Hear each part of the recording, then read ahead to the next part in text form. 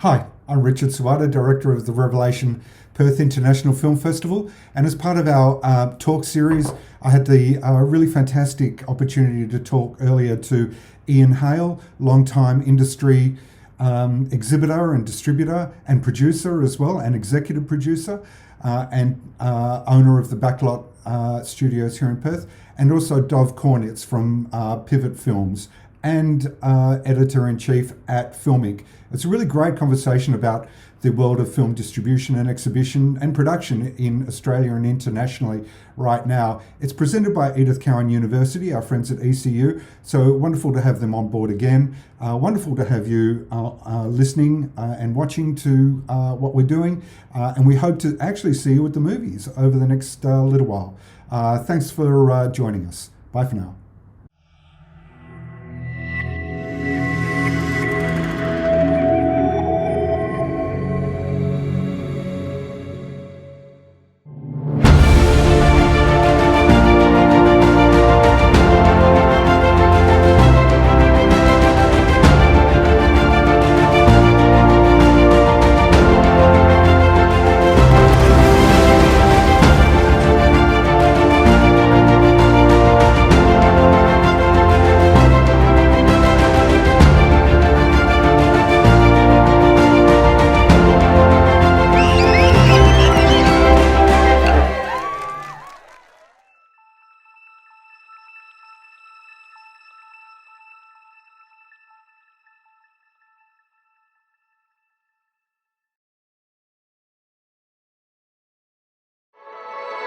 Inspired by the work of Edith Cowan, we set out in 1991 to transform lives through education and research, giving our students the tools they need to take on the world. We've come a long way in our 30 years, growing into a modern, vibrant university and accomplishing some pretty incredible things. We've earned a spot in the top 100 young universities worldwide, with our teaching quality consistently ranked among the best in Australia. Our campuses have world-class facilities for teaching and research, with great places to study and relax. And the Western Australian Academy of Performing Arts at ECU is one of the most celebrated performing arts academies in the world. We pride ourselves on our forward thinking, delivering up-to-date theory and skills to tackle the problems of tomorrow. And with the announcement of the new ECU City Campus, our future looks brighter than ever.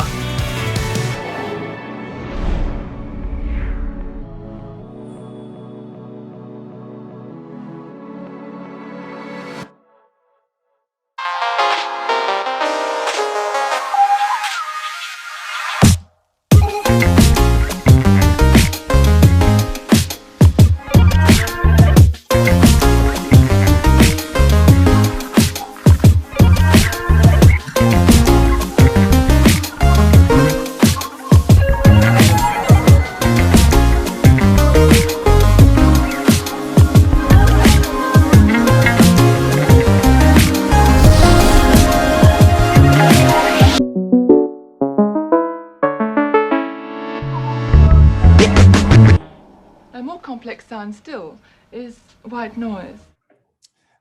And welcome everyone to this discussion about online, or well, not online, but distribution and exhibition in the current media environment. I might just need to make a little adjustment here,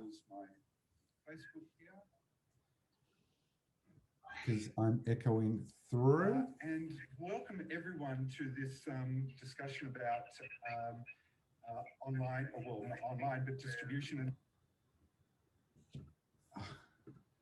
so let's just battle on.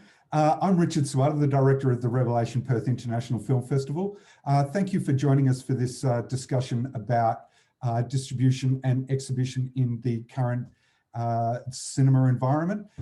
Joining us for the discussion today, which will go on for about an hour or so, is Dov Kornits from Film Inc.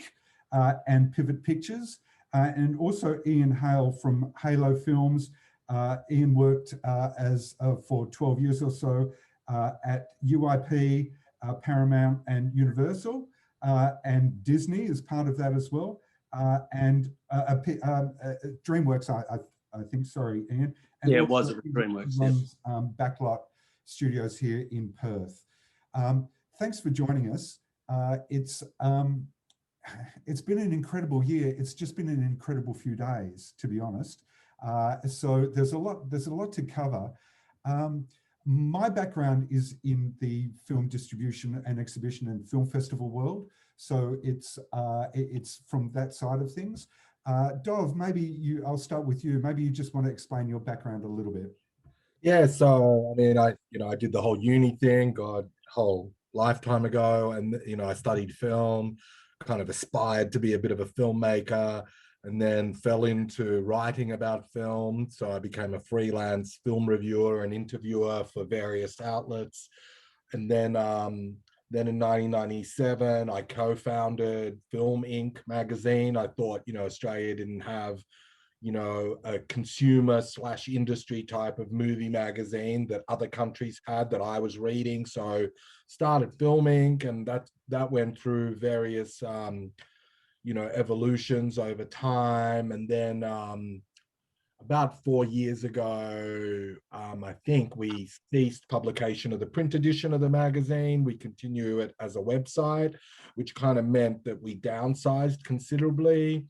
And then around the same time, one of the things actually, when I was when after university, I did an internship at a film distribution company. So I guess that, I think once, my filmmaking dreams were maybe shattered or whatever, I was like, well, I love my movies. I want to, distribution, something I'm really interested in. And, even fumbled with the idea of, I remember sending a message to Richard Linklater saying, hey man, why isn't Slacker released here? Trying to get Slacker released, so that goes way back. So then about 3 years ago, I was offered a role as the head of theatrical for a company called Umbrella Entertainment here in Australia. And, I leaped on that and learned a great deal. And then about 2 years ago, I then started acquiring films myself after my time at Umbrella under the banner of Film Inc. Presents. And then about 2 years ago, I joined forces with a lady named Louise Belletti, who is ex-head of digital at E1, and we are now called Pivot Pictures, and we acquire films, both local and overseas films. So recent releases, we did Crock of Gold, a few rounds with Shane McGowan, a documentary. At Revelation, we have a couple of films playing. We've got The Killing of Two Lovers and also Miss Marks. And then, as I said, we also acquire Australian films, which some of which we've sold directly to Netflix, for example, like Romance on the Menu and Sweet River. And we have various films on the horizon as well. So we release films across all the different windows of release, like from festival, theatrical, and then, to streaming. There's a lot on the slate, and maybe it's part of the conversation for later, but when you were transitioning out of, this isn't a question, this is just a statement about the transition out of the print media into the digital side of things, that might have a kind of a parallel with some of the discussions, some of the things that we may talk about in this discussion. But Ian, with you, maybe just quickly thumbnail your world. Yeah, look, I mean, basically, for 12 years, I was the state manager for Paramount, Universal, and DreamWorks under the UIP banner, and then 10 years, for 10 years, a decade after that, was with Paramount and / Transmission Films, releasing films, or Transmission releasing their films through Paramount at that point when they first came into existence, and then about 7 or 8 years ago.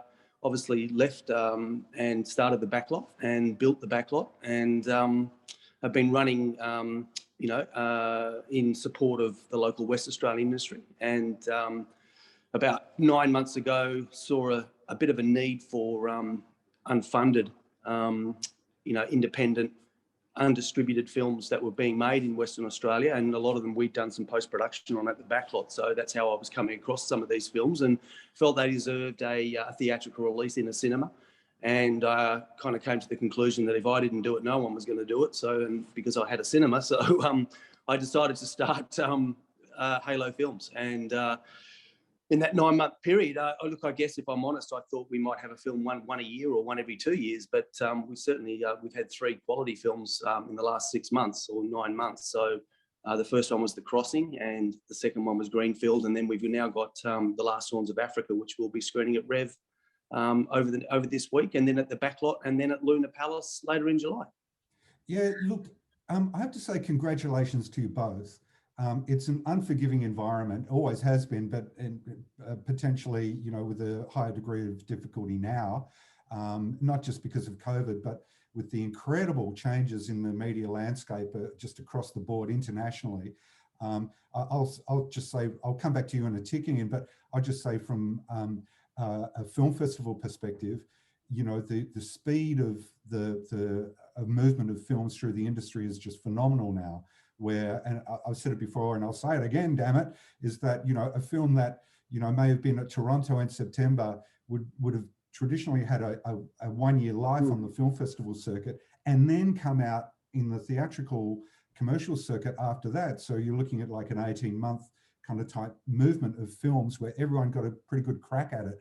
But now a film in Toronto in September will be on streaming services in January or February. So yeah, literally the life of film, certainly in my world on the film festival circuit, is cut by a quarter, you know, 3/4. So the speed of films moving through the system is really something else. But I'll come back to you, Ian, and say, from your experience working in the old way, which is really only a few years ago, to the new kind of exhibition and distribution dynamic, what do you think kind of the biggest changes have been? I know that's a really big question because audience patterns have changed and accessibility to things online and everything like that. But what do you think is like the primary? What's the big difference? I actually think both of those points that you just made. I mean, I know when I left Paramount 7 or 8 years ago, excuse me, I don't think anyone really knew where distribution and where the industry was heading, and it was, I mean, everyone had an opinion, but you know, from my recollection, no one really knew 100% where it was going, and it's changed so much so fast, even in the last 12 months.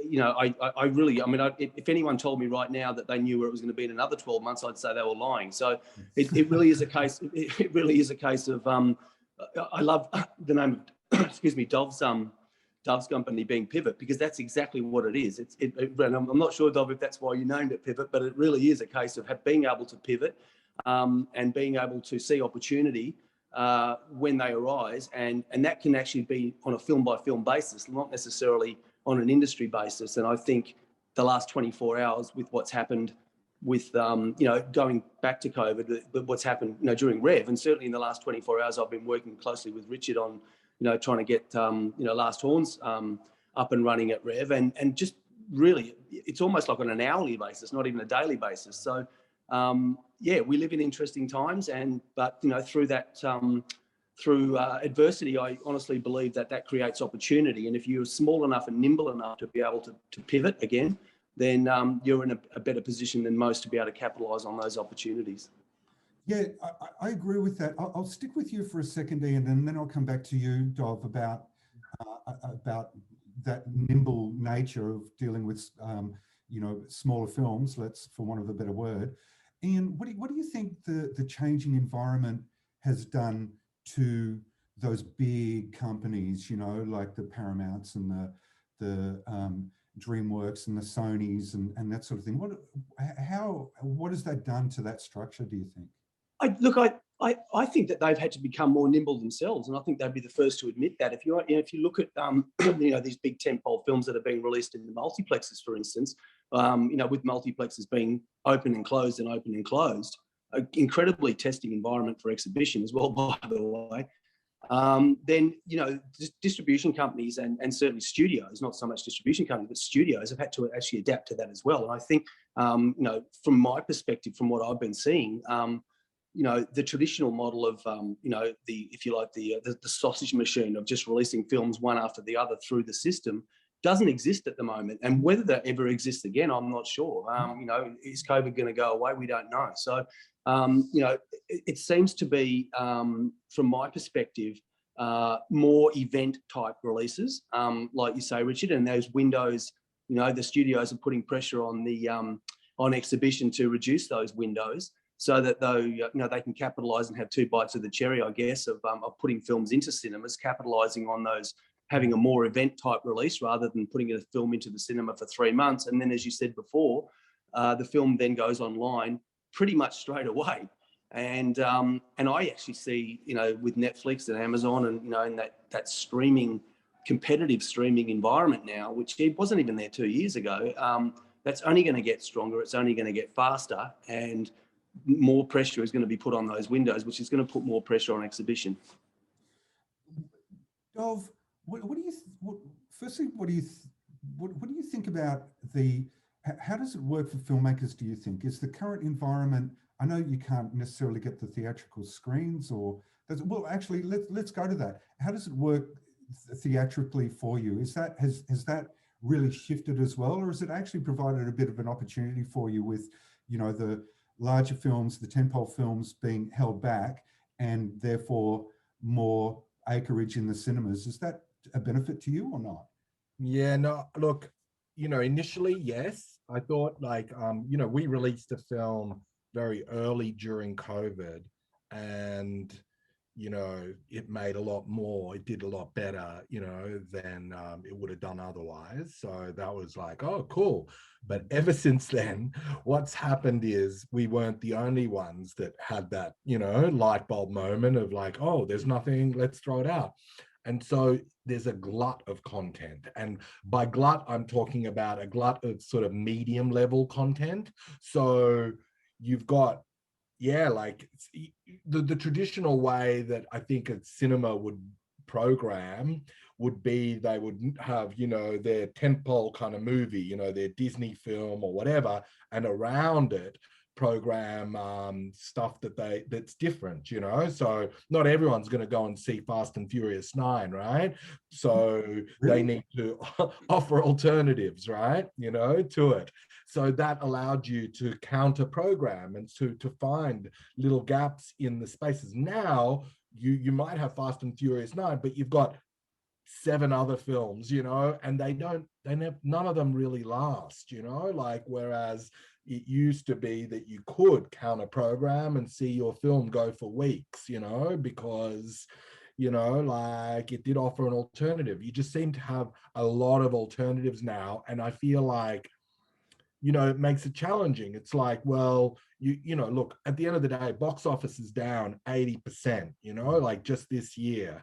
And you have had blockbusters, you know, you do have F9, you do have In the Heights, you know, you've got, you know, biggish releases, Disney releases, and it's still down 80%. And yeah, like, so that sort of then dictates how much money you're putting in marketing wise, you know, like, which means you're quite shy, you know, of betting on things, you know. So it's right now, I am personally yearning for the day when there is a bit more predictability in the market, because at the moment, you know, yeah, I just think, like, if you invested quite a lot of money in marketing and your costs, I don't think you'd recoup them, you know. So do you know what I mean? It's like, it's just, I feel like there's just too much, you know, bitsy stuff out there, and it makes it hard for consumers to know what to do. It's almost like, you know, when you're channel surfing on net, you know, on a streaming service, and you can't choose what to watch, you know. It's a bit of that, I think, which then unfortunately affects your, you know, your films. What do you think about, I have this theory, and maybe it's like completely a non-starter, in that when you're on stage, I've been on stage in my early career, and you're performing to an audience, and some nights you have them right with you, and other nights you don't have them, and the more, it doesn't matter what you do, you can't get them back. They're just they're drifting away, even though it's the same script and that sort of thing. Do you think that there's anything in the idea that the longer audiences are away from cinemas, the harder it is it's going to get them back?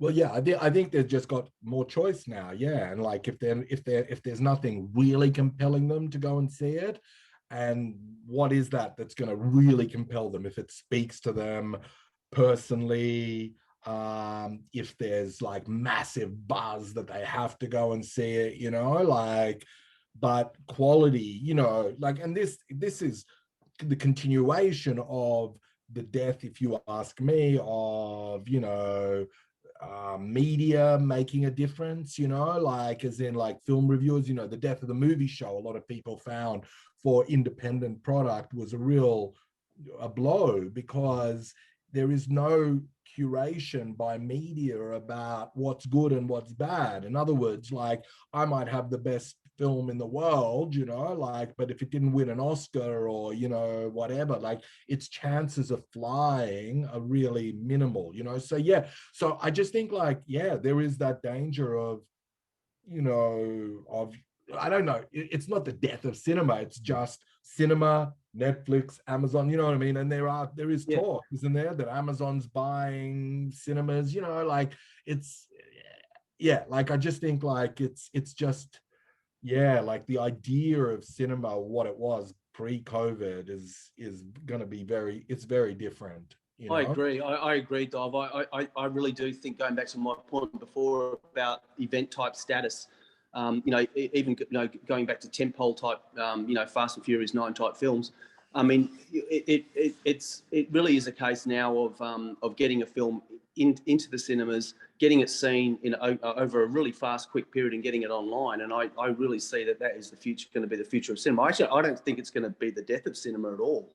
You know, I think there will always be a place for cinema, but is that place changing? And I think, you know, whilst we don't know where it's going to go, it's definitely changing. I mean, anyone could tell you that. So, yeah, I believe like curated events like your film festival, yeah, you know, they're going to continue and thrive, you know, because it's like, sure, yeah, it's a collective experience, you know, extending beyond just going to the box office and buying a chalk top, you know, like, and being, you know, on the pulse of what's culturally significant. Like you guys speak to that. Whereas just generally getting off your butt and going into a cinema to do that, you know, I think behaviorally is going to be, you know, it's going to. I think there's always going to be. Oh, excuse me, guys. I coughing here. I think there's always going to be a place for films to be seen in the cinema, and I think even Netflix and the streaming services actually see that as well. They see that as, you know, initially putting. You only got to look what Netflix have been doing over the last couple of years. You know, putting films initially into the cinema for 1 week or 2 weeks and giving exclusive access in the cinema, and then putting it online. And I think what that allows them to do is capitalize on, you know, getting a profile for the film that they wouldn't necessarily always get. So they utilize the cinema to do that, but that gives the film a theatrical release. And The Irishman was a classic case of that, which, you know, we ended up screening at the backlot and you know, and screened quite a lot of sessions that sold out over a 2 or 3 week period. But then it went on to Netflix, and that certainly seems to be the case of what, you know, the Netflix model, if you like. So again, I don't think that cinema's going to die. I just think it's going to change, and I think that event type status is, people are always going to want to go out. It's whether they're going to go out, you know, and see a film 2 weeks after it's opened at 2 o'clock on a Wednesday afternoon, as opposed to dressing up, going out to the opening night of a film, or then the opening week of a film, where there's a reason to go out and feel like you're part of something special. And I think that's where it's heading at the moment. That seems to be where it's heading. And I use another example. I know Raya and the Last Dragon, which is a Disney release, you know, it didn't do that well in the States, but in Australia, you know, it grew. Like, I think cinema can, and the reason Raya did well at the same time as it was available already on Disney Plus was, part of it is, hey, it's the school holidays, I got to send my kids somewhere, you know, like, so people, and you know, that was, but it was interesting that Raya's numbers didn't drop, even though it was on a streaming platform. It grew week on week. So it's almost like, does the streaming like they sort of feed into each other in a way? If I've got Disney Plus and I have to, you know, and it says it's going to cost me $30 extra to watch Raya and the Last Dragon, in some ways that's seeding, it's almost like the streaming platform is marketing for then someone to then go to the cinema in a way. And I think, yeah, maybe they might end up working a bit closer together moving forward, because as we know, I know when Netflix launched, they were all about maintaining the sort of, it's almost like a community. They would have talk shows where they would just have talk about shows that are on Netflix, that were on Netflix, if you know what I mean. They wanted to keep people in the bubble. And I think maybe they'll think a bit broader, moving forward about, helping the release of a film theatrically potentially. But there is that, speaking about something Ian mentioned, which is the reduction of the release windows. We recently released a film called Unsound, which is for the for the like it's a deaf community was really into it, and a lot of them they're not really going out, they're waiting for it to come, but it's not available digitally, so strategically moving forward, it would be great to be able to, and that's, it'd be great to sort of have one eye on that aspect, the digital debut of a film. And, before you used to have to, it's 90 days before you could go digitally. Now that stuff is breaking down a bit more. And I do, agree with Ian's point about, it's just around the corner if it's not already happening, where something goes out theatrically. Look, at the end of the day, it's only going to have 1 week's life in cinemas, but then it's on a digital platform soon after, if not at the same time, so. Yeah, and I think also this, the one marketing tool which hasn't changed, and I don't think ever will change, is word of mouth. And it's something that marketing companies and distribution companies and studios can't buy. You can't buy word of mouth, right? So, and especially with social media, the way it is now and how that's exploded over the last 2 years, word of mouth gets out on a film very quickly. And, by placing a film in the cinema, if the film is going to get good word of mouth, and I think that's critical as a distributor, not just a small one, but a big one.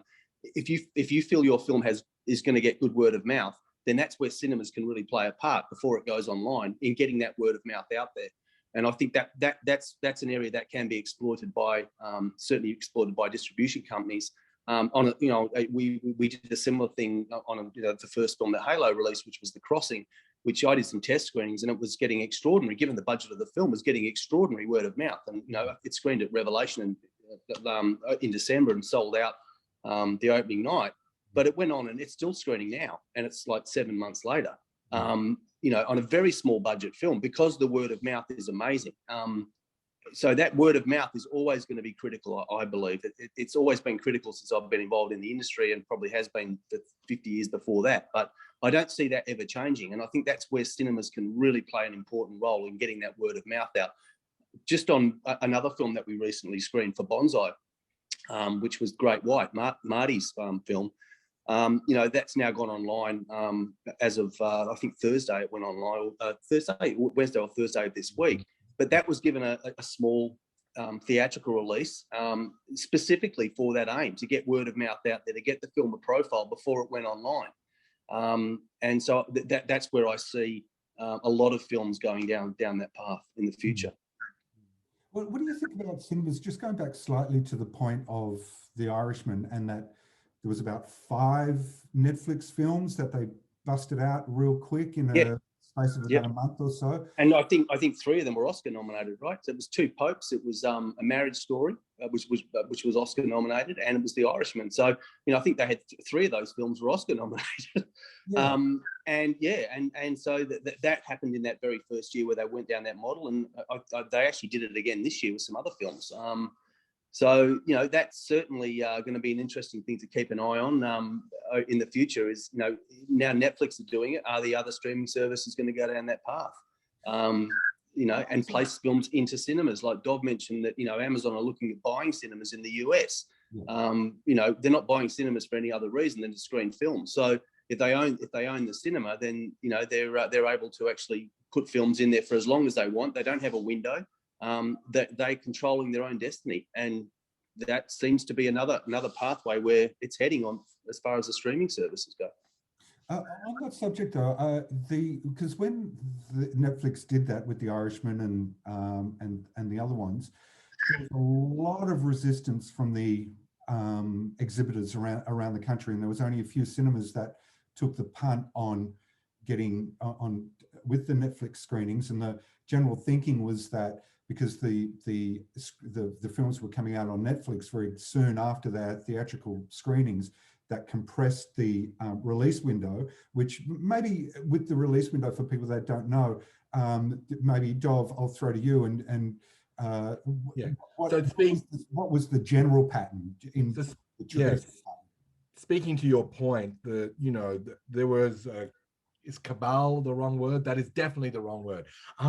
But cinemas grouped together and said, they've got release window, of like 120 days. They're like quite a lot of them said between something coming out at cinemas before it could go out on home entertainment in any capacity, there was 120 days. They were kind of lenient with 90 days as well, quite often. But beyond, 90 days was they wouldn't take your film. And if they found out that you had broken that, rule, they would pull the film, or whatever, and they were constantly checking on you, double checking that you were adhering to the rules. There were certain cinemas, a few independents that didn't adhere to that rule. So they were the ones they were like, well, we don't care, about the release window being, and part of it was kind of driven. I know in Australia, like Dendy Cinemas started their own transactional VOD, like their own iTunes thing, which didn't end up flying and doing very well, but then they were kind of in that game, so they said, well, we don't need to adhere to windows. So they were the ones. So you'd had Dendy and a few other cinemas who played the Netflix films, because obviously the Netflix films were going to be on, Netflix much sooner than the 90 days, But right now, the industry is obviously, struggling, the exhibition industry, and that whole release window conversation is really case by case. So you can negotiate with cinemas down to a shorter release window, if not, they still are standing quite strong, and they still believe in the release window, but it is negotiable. Yeah, and I can certainly see from an exhibition viewpoint why they feel so strongly about that window. I mean, their business model is based on that. So totally understandable why they would be protective of that. I mean, certainly the backlot we were the only West Australian location that actually did end up screening those films for Netflix, but we actually didn't operate within, we're a second run cinema, so we didn't get films day date anyway from the distributors. So, we had an opportunity where someone was offering us films day date. So, we weren't behind the eight ball like we currently are with only one screen. So there was an opportunity, but certainly in that second year, there were other locations that have come on board and actually screen those Netflix films. So, and I think that was because, as Dov said, I think it was because, that COVID had hit and affected their businesses, and they realised that there was an opportunity for them to, if you like, keep the doors open for a short period of time by taking those films. And I totally understand that as well. My thought is, it's really interesting. I've long thought this is, I actually think the window is incredibly important, but I think that it should be done personally on a film by film basis. And I think there are certain films that, when films are negotiated into the cinemas, then, obviously terms are often discussed with the cinemas and the distributors. Then why aren't windows as well for each film? Because each film is completely different. There's a difference between Fast and the Furious 9 or Transformers 23 than there is with a local Australian film, for instance, which, and I use a film like The Naked Wanderer, for instance, which, West Australian film, which, probably should have had a shorter window, or should have been offered the shorter window, because that film literally can't wait 3 months to go online. I mean, it just can't. So if the film's going to get a theatrical release, then why wouldn't that film be allowed to go online after 21 days, for instance, or 30 days instead of waiting 90 days. But the big tentpole films remain at 90 days or 120 days, which is understandable. So I think that that eventually I think that's what will happen. I mean, when it happens, I don't know, but I think it will be looked at on a case-by-case basis. And I think COVID is probably going to speed that up. It probably might have taken a lot longer for that to happen, but I think that the environment is changing so fast, as we said before. Who knows where it's going? But certainly that's something that I think will be taken into consideration. Yeah, and as a distributor, you kind of want to, like I'm forever waiting for my, Lou and her team, we're a small company, but Lou mainly, to come back to me and say what, a streamer is thinking, of a title. And if they end up buying in some way, then we need to listen to them about the sort of pattern of release, like if they're not interested in one of our titles, early, then we can release, like traditionally. But we as a distributor, our job, I believe, is to maximize eyeballs and revenue on behalf of the film. That is our responsibility. So we're just doing due diligence. And, so if we released willy-nilly in theatrical without checking with a streamer, we're potentially losing out on a lot of revenue, so basically in a way and I think this is the big change that, going back to your first question, Richard, was, like in the past, you used to just lead, theatrical, transactional, VOD, whatever, it's a DVD, etc. But now you have to bear in mind, the whole waterfall, so to speak. It's an industry term, where the money's coming from, for a particular title. And this all stems from like the distribution industry had a real win a while ago when DVD was introduced, and a lot of people got really well off, off the DVD market. Now that is dead, or virtually dead, sorry to some distributors who are really still releasing films on DVD. And, but it's really a tiny part of the equation now. So you have to think of ways, creative ways. And, thankfully, COVID is in some ways allowing us to do that. But we have to be creative with how we, mark out a film's release. Yeah, and I think going back to that window being shortened. I mean, there are ways for exhibition to release films in the cinema without that window, and that's by having an event type release, which if you release a film over a weekend or something like that, and you have special event type releases, then that window doesn't apply. So I think that's probably why we're going to see more of those type of releases, because then the window, you don't have to wait that 90-day window because it's an event, inverted commas event type release. That's certainly traditionally that's been restricted mostly to documentary, like but I think, like at the end of the day, if I just program, if I've got a small Australian film and I just want to program a few weekend sessions of it, that's, I think it's in the same, category as, called alt content. And that's right, alt content. As opposed to, and just to make it clear, as opposed to when you're negotiating with a cinema and you're saying to them, okay, in week one, I want, minimum 2 sessions every day, I want one evening, one day. Like if they come on board and say, yes, we'll play that game, then you have to respect, and, traditionally with most cinemas, you have to respect the release window then. Of course, absolutely. You've agreed on. But if you are releasing like a documentary and you've just got a couple of screenings on a weekend, it can be out digitally, very soon after. That's right, exactly.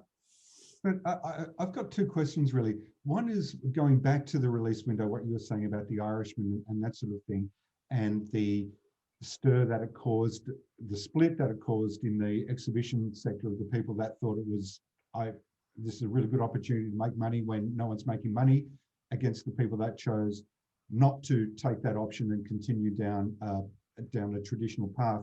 Do you think the sector missed a trick there and just was just too inflexible with the way that it's always been, seeing the way that it is going to be, and choosing to stay with the way that it's always been, and therefore some people made some super good money, and the people that chose not to didn't make anywhere near that kind of money? Because certainly in Melbourne, the Irishman, I don't know, ran for about 3 weeks, full house every session, and cinemas were really just struggling with normal release. So do you think they missed a trick? I don't know. Do you want to go in? Yeah, look, I don't know. I can actually see both sides of the story here. Again, I think the window is incredibly important for mainstream exhibition. So I understand the stance that they would take. Okay, so let's talk about all 5 of those films, for instance. Did all 5 films smash it out of the ballpark? I don't think they did. So it certainly seemed to be just The Irishman that did. So, there was famously the Clooney movie, the sci-fi, I think. Yeah, I mean, was a total disaster. Yeah, and I don't, whilst we don't know what box office was taken through the Netflix deals, but ultimately I would suggest that probably 1 or at best 2 of the 5 probably were successful, and maybe the other ones weren't. So I totally understand where the cinemas were coming from. Interestingly, 12 months later, when the same thing happened, there were more mainstream locations that decided to actually take the Netflix film. So, will that continue to happen in the future? That's the question I guess I posed before, is that, are the other streaming services going to plan on doing the same thing? It's going to be an incredibly interesting landscape if they do. What will then happen? Who will take those films? Who won't take those films? How long will it be before everyone takes the films, or will everyone take the films?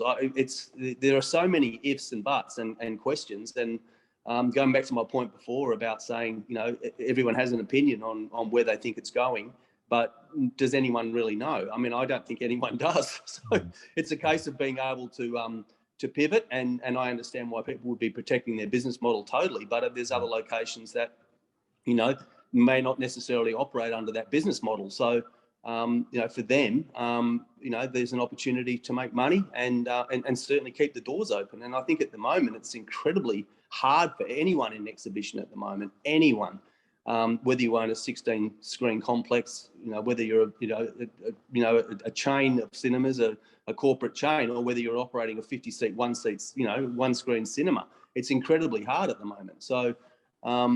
There doesn't seem to be any light at the end of the tunnel with the way COVID's going. So it's going to be really, really fascinating to see it all unfold and where it does head in the next 12 months. I don't think they missed a trick, Richard. I think the part of the issue, I think the only thing you could have, and I'm sure most of the cinemas suggested this, which is let's sit at the table and discuss this. And unfortunately, I think the for better or worse, the streaming platforms are pretty, like, what's the word? They say either our way or, so. Yeah.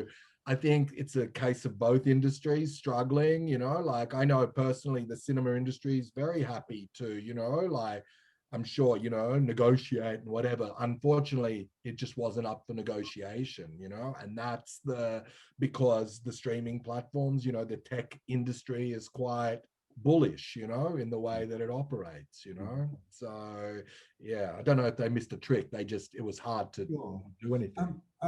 I'm going to kind of reverse. I agree. Go on, Ian. No, I was just going to say I agree with exactly with what Dov said there. Yeah. I'm just going to kind of reverse the question a little bit, because the release windows and the other structures are really around an industrial organization. It's around the way the industry organizes itself. But what kind of benefit do the release windows have to the audience? Do they actually benefit the audience, or are they just an internally looking thing? And so the question is, if the release windows don't benefit the audience, then surely the compression of them, if that is what the audience is more interested in, is the way the industry potentially should go. Is that a question? It is, and it's a very valid question. But I guess you when you talk about what benefits the audience, do the audience want to go and see films in a cinema? And if they want to go and see films in a cinema, then cinemas have to exist. And by shortening the windows and making them completely, non-existent, will there be any cinemas for the people who go and see them in a cinema? And so there's that fine balance between cinemas protecting their business model so they can keep the doors open, and audiences being able to access films when they want to. And they're two different things. And if your audiences can't have it both ways, I mean, and so, if there's no cinemas, they're not going to have an option to see the film in a cinema. They're going to have to watch it online anyway. So, do you want cinemas? If you want cinemas, do the cinemas have to look at reducing the windows and like Dov said, negotiate and be more open to it? Probably. But should there be no windows whatsoever?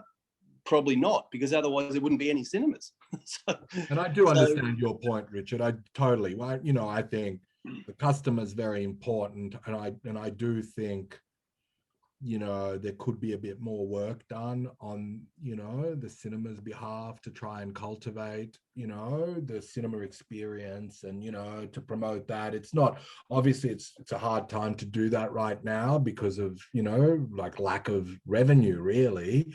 But yeah, I do think that, they need to, I suppose, maybe improve the experience, or like the interface with the customers to really know what they want a little bit more, if because as you said at the beginning, everything's changed, and they're competing directly with all these other, and I do think, the cinema, experience and what the customers want, like I do think that there needs to be a bit more work done on that front. Yeah. Interestingly, Richard, just chiming in there, just before you go on to the next point. It's been really interesting, watching, what Luna Palace have been doing over here in Perth, with their event type releases. I mean, they're masters at, putting on incredible events to promote films, and not just retrospective repertory films, but current films that come out. They really do make that user experience coming into the cinema, making it feel like a really special event, and they sell them out because of that. So they do a lot of work. Their marketing team does a lot of work. Their staff do a lot of work in cultivating a very special environment to come and watch the film. It's not just a case of turning up, paying your money, going and sitting in the cinema and watching a film when you go to those event types. And that, again, going back to the thing, that's why I think those events are so successful. And I think that's the future, is that cinemas are going to have to give people a reason to get out of their armchair and actually go to the cinema to see the film. Critically important. Yeah, I would agree with that. Do you think, like from a cinema point of view, that they have spent a long time just not coasting, that's the wrong word, but being complacent? Have they been complacent for a long period of time? Because as we will all remember, back in the early 90s, the independent industry took a complete shift. And the victims of that shift were potentially organizations and businesses that were very happy with the way things were going. They were coasting along very well and doing very good business, but not anticipating the fact at some point there will be a change. And then when the change happened, they were gone. And do you think the industry, it's not just cinemas, the industry has gone along a very traditional line where changes have been happening around them, let's say even in print media and that sort of thing, and online access to various things, and actually not changed despite the fact that change was most definitely in the wind? Do you think that that's a valid thing? Yeah, the only thing I would say is that there was, and it's, this is from top down. I mean, it came from America. We follow a lot of trends, but just the Disney and, all these Hollywood studios were just, growing year by year, because, marketing, it's like Coca-Cola, people just kept on drinking it, and so there wasn't level of coasting on the fact that, oh, well, when's the next Disney release? That's when we're going to be able to pay, do really well. So it's interesting, when COVID happened and all those films got pulled, a lot of people really struggled. So I believe that they could have cultivated. Yeah, I think cinema. And look, it's not saying that they didn't try. I think they have tried. You know, like there is a retrospective program. There are different things that cinemas try. I just, yeah, and I don't know if I've got the answer. If I did, I'd be owning the world. But yeah, like I just think that it's not that. But yeah, it was quite easy to just rely on the blockbusters to keep paying the bills. So there is an aspect of that. Yeah. I think you're right, Dob. And Richard, just to go back to that point, even before COVID, I mean, like cinemas started to to realise that they had to spend money on their cinemas, and they had to start making the user experience at cinemas. Certainly, when I was towards the tail end of my career at Paramount, cinemas and cinema chains, including the independent cinema chains here in Western Australia, were spending an extraordinary amount of money upgrading their cinemas and putting in better seating and putting in better sound and a better user experience. And I think they've long realised, to be fair to the cinemas, that was required to. I'm not saying there wasn't a period where they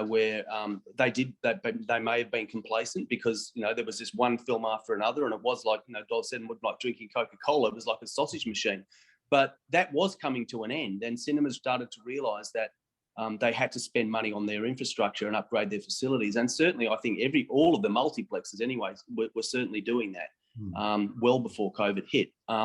The explosion in gold class was an interesting. From an exhibition side, was an interesting phenomenon as well. I mean, like there were cinemas putting in 4 to 5, in 10 screen complexes, putting in 4 to 5 gold class screens.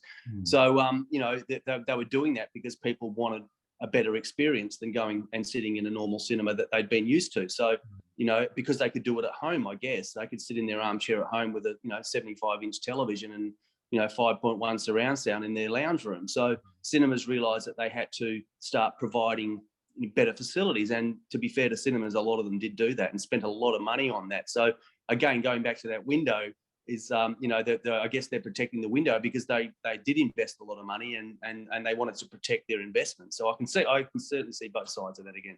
Yeah.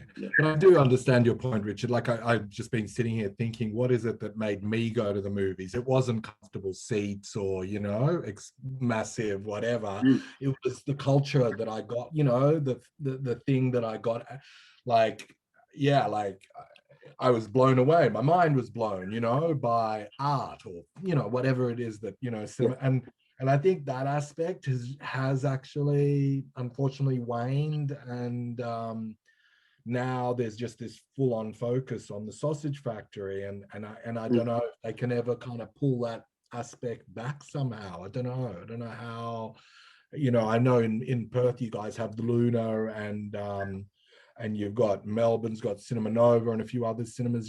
Sydney doesn't really have any like art house kind of cinemas. And that's kind of mind-blowing. And I think that's a gap.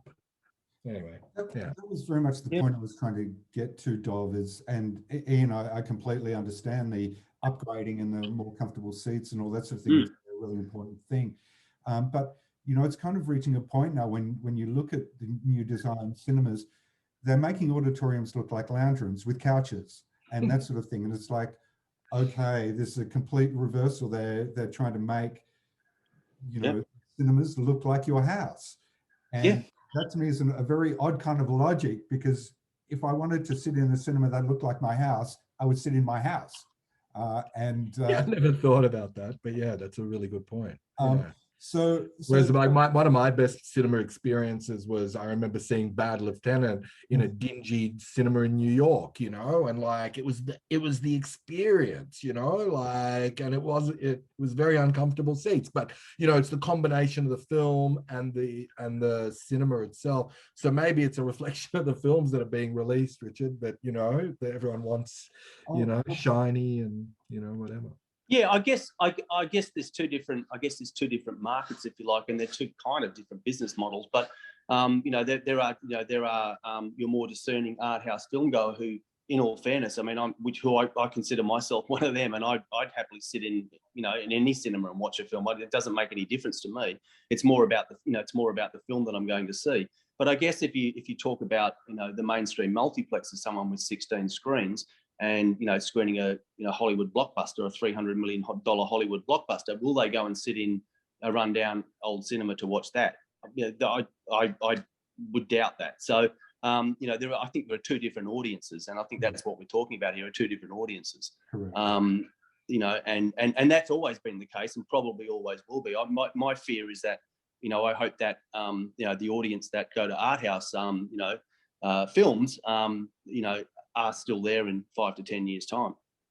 Yeah, that's a really good point. I'll just go back slightly sideways into kind of the production side of things. What do you think about this? I don't know if it's true or not, but it's just something that sits in the back of my mind. With big productions, like the tens of millions of dollars worth of production, in making a particular film, let's say like Avatar, and the billions of dollars that are going into that, and studios having to carry that level of debt.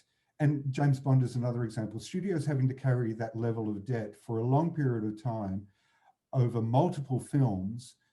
What do you think about that? Is that, and what do you think about what that does to a studio? Is that very, very precarious, or do you think they're buttressed enough to withstand that, or are they really walking a thin line, like for instance with what we're doing with the festival? Was it going to go ahead, or was it not going to go ahead? Do you roll the dice and hope it's going to come up 7, or hope it doesn't come up snake eyes?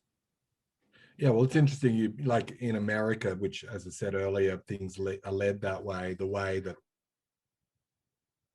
this has recently, scheduled. So they've obviously invested in the streaming side of the business, which they probably were able to raise lots of money for, and then were able to release their films day and date on streaming. So they found a solution, I guess. But you're right. Like James Bond's an interesting one where it's been delayed and delayed and delayed. I mean, they're wealthy enough, I'm sure, and Universal being a corporation, I'm sure that they can do it. But I know it affects smaller people. I mean, you're talking about massive, but I know, like Australian filmmakers, who might lend money, and then they're waiting for certain tax breaks to come through, and they're protracted longer and longer, almost deliberately, I think, by some people. And then that the filmmakers are in trouble. So I don't know. I do think that the bigger companies are buttressed enough.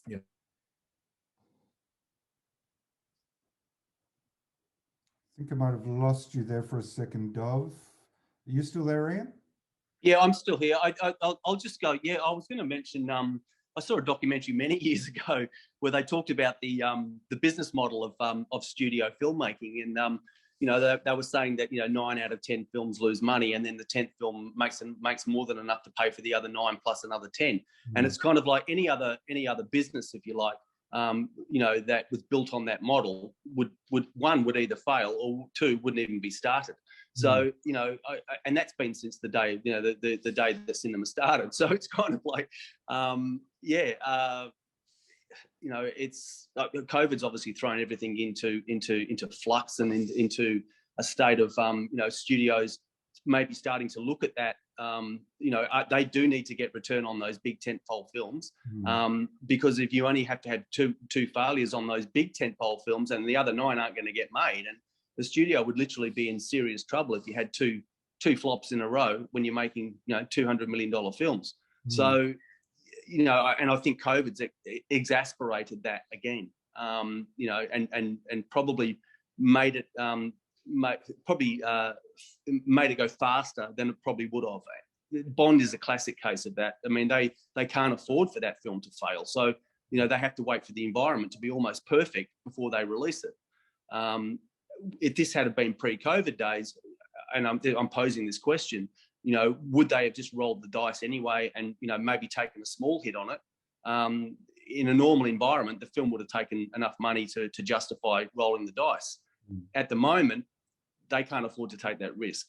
So, and that's not just the Bond film, that's any tentpole film. And that's why we're seeing, date changes happening left, right, and center, because they're waiting for the exact right environment, because that risk has to be minimized. Yeah, look, we're going to have to wrap in a second. That's a really interesting observation. And along the same lines, with the streaming services, you know, they never release the amount of money that they never release the revenue that they make, the amount of money that they make, the profit. No, they don't. No. Are they making money, or is this just again, are they in a very precarious situation, and this is It's fascinating. Who knows? It's fascinating, isn't it? And the more the big streaming companies come on, the more the competition. You know, you've only got to look at the actual, you know, the glut of content on all of those services, all competing against each other. They're almost competing against each other half the time. There's so much content. You often look at it and wonder how they, you know, obviously the vast numbers of people that actually subscribe to those services. You would imagine that their business model is built on something solid, but I mean, who knows?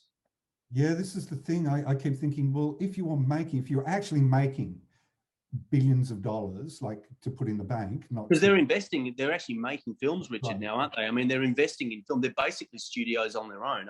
You know, they are literally investing hundreds of millions of dollars making films now, making product, and you know, they're actually even making art house content now. So yeah, it's a fascinating time.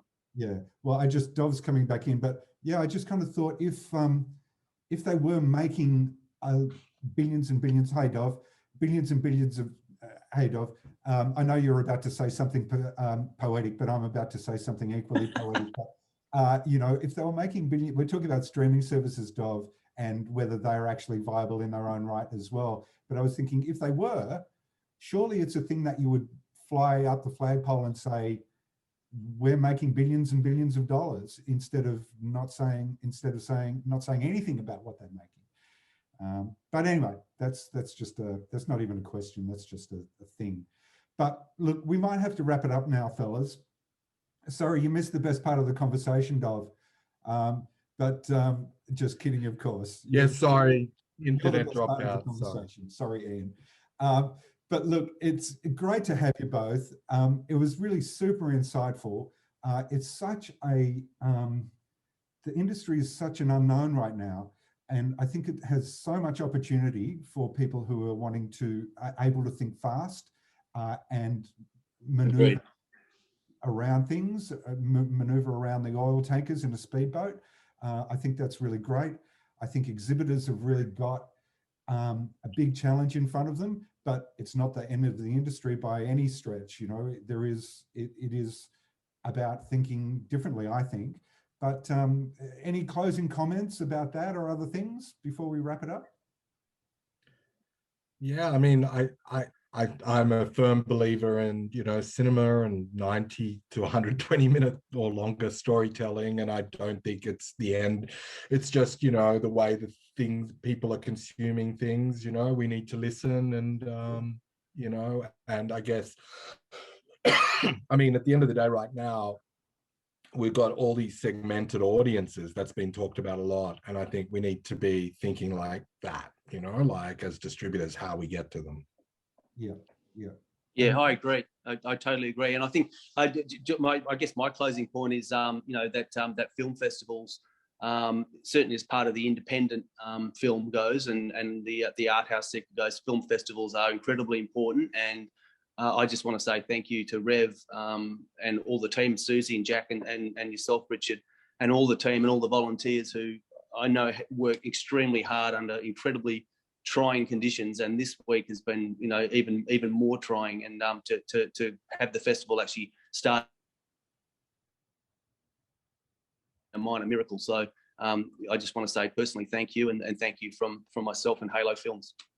Oh, and just the one other one that I just remembered, because you put me on the spot, is just that actually it's quite an exciting time for Australian film as well. You know, so lots of Australian filmmakers are listening in terms of globally and locally. So, you know, there seems to be a renewed interest in it, you know, which is it's very exciting. It's very exciting to see that.